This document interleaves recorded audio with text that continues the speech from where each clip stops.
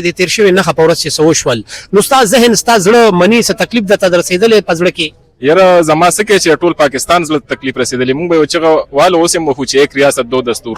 دا یک ریاست او دو دستور مونږ وکتل په خپل سترګو باندې تیر دوه کالونه چې بل زموږ مشر مو شاړیاله جل د دیوالونو چې کم دغه دومره مضبوط نه چې تحریک انصاف ورکران چې کم دغه دارو جی بسم الله الرحمن الرحیم ناظرین कहां पर मौजूद हैं हम अडियाला जेल के बाहर मौजूद हैं और सीएम खैबर पख्तूनख्वा सुहेल अफरीदी साहब भी तशरीफ ला चुके हैं ग्रानो इज्जतमंदो درنو کشرانو مشرانو په دې ټایم باندې ما سره زمونږ د کلی د اکرامپور بایزوخر کې یعنی د تحصیل کاټلنګ ملمانه راغلي دوی هم د عمران خان صاحب سره عشق کوي مینا کوي محبت کوي او پته نشته چې عمران خان صاحب په پورا قوم باندې په پورا دنیا کې خاص کر په پښتنو باندې څه جادو کړی دی چې عمران خان صاحب نوم چې کم ځای کې اغستل کیږي نو د مینی او د محبت په نظر باندې هغوی ته قتل کیږي. جی السلام علیکم څه ویل غواړئ؟ جی وعلیکم السلام. د ټول نوایل خدا غواړو چې بای د پاکستان تحریک انصاف منتخب وزیر اعلی سهیل افریدی صاحب دا تاسو ته معلومه ده چې دا و متم زل چې کوم دی کنه دا لسم زل چې راځي او دغه ملاقات چې کوم دی کنه خان صاحب سره کېدو ته نه پریدي نو آیا په دې ملک کې څه قانون څه آئین څه انصاف څه دې نوم کې څه شته په دې ملک بای دا زیاتې دي چې یو سلور نیم کړه عوام هغه چې کوم دی کنه ووټ ورکړي دي د صوبې چې کوم دی کنه مشر دی هغه خپل لیډر سره ملاودل غواړي دا جابر او ظالم حکومت چې کوم دی کنه هغه ملاودو ته نه پریدي سبا کیږي جی دا هټن ټایم شو د 1.5 کروڑ تقریبا 5 کروڑ عوامي نماینده وزیر اعلی عدل ترازی او لزل چې دی عدل تکي دا وی او خپل مصروفیات نه ټایم وباسي په اب تک یو ورس قضا کوي او ملاقات نه کیږي بس د دې دا پیغام ورکول غواړي چې پاکستان تحریک انصاف د دې ورکرانو حوصله چې کوم د کنه ماته کې الحمدلله څنګه چې تاسو ته پته چې د کلن خان صاحب جیل کې نو هغه ورځ الحمدلله ورکر په ځای باندې ولاړ دي او ولاړ به ان شاء الله تعالی زموږ د خان صاحب سره دا کمټمنټ چې ان شاء الله تمرګ پر ولاړ بس خان صاحب چې سټن بهر او په اقتدار کې نو هغه به همیشه خبره کوله چې پښتانه زما ژوند چې کوم د کنه ډیر نږدې دي نن خان صاحب په جیل کې پښتانه دا خبره ثابتول غواړي چې دا پښتانه د عمران سره به انتخاب نه کوي خبره ته وای موږ بجی په خوا به اوریدل چې زمونږ د مشرانو د کشمیر مزاد کړو نو دغه خبره خو رښتیا په دغه کې شک نشته زمونږ مشرانو به مونږ ته کیسې کولې ډېر اوږدې کیسې به د هغوی مونږ د بهادرۍ اورېدې خو دا راته ووایه د موجوده نسل چې دی او بیا نوی نسل راځي نو هغوی به هم زموږ د بهادرۍ کیسې کوي مونږ څه وکړل تاسو خپل لیډر آزاد نه کړ اصل کې رور خبره دار چې لکه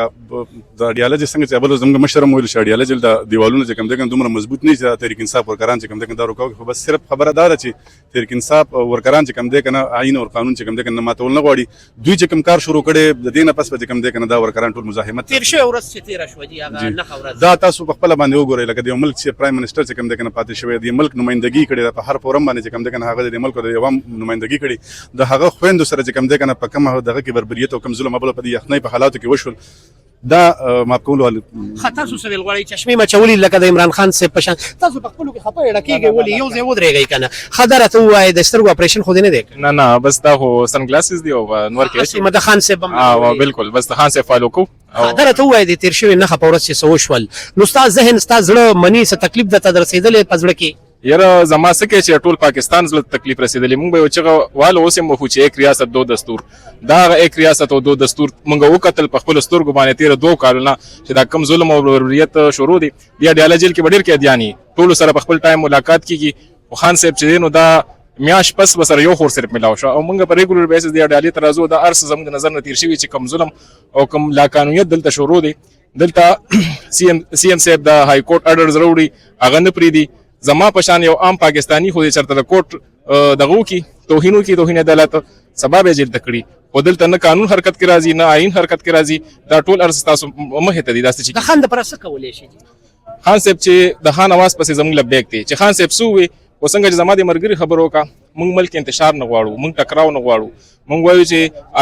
قانوني صورت باندې د خان صاحب رهایی ممکن شي او دا څه چې مونږ ګورو نو دا مونږ ته نه ښکاري چې خان صاحب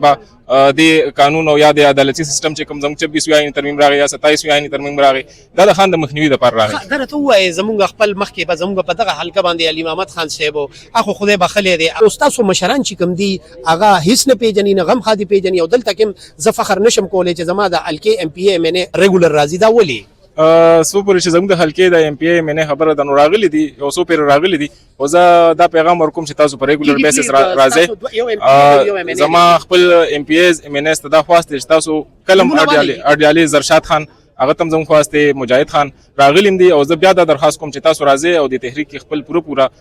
شرکت کوئ. خان صاحب دا رهایی دا کوم تحریک چې موږ شروع کړی دی. ما په خپل د دوی جلسې اورېدلې د خپل MP MNA د علي محمد خانم وی چې دا دلته سوماله ووټ راکوي. علي محمد خان ما ډیر دغه اورېدلی دا ووټ چې دی دا د مهنګای خلاف نه دی دا د نور څه خلاف نه دی دا صرف د خان ازادۍ د پاره دی نو هغه ازادۍ باندې هغه عمل کوي او علي محمد خان خو چې دی هغه خو دی دا کم لیول هغه فیل کوي نو هغه د زینو ته ولې ناراضي دا لیول د خان صاحب نه ولې دومره اوچت شو. یاره سپر تاسو علي محمد خان خبر وکړو زموږ د حلقې منه نه دی خو پکار دی وته ما تاسو ته سونم چې پارلیمنټریانز ټول ته پکار چې خپل برپور شرکت کوي او خپل حصہ پدې کې چې پدې تحریک کې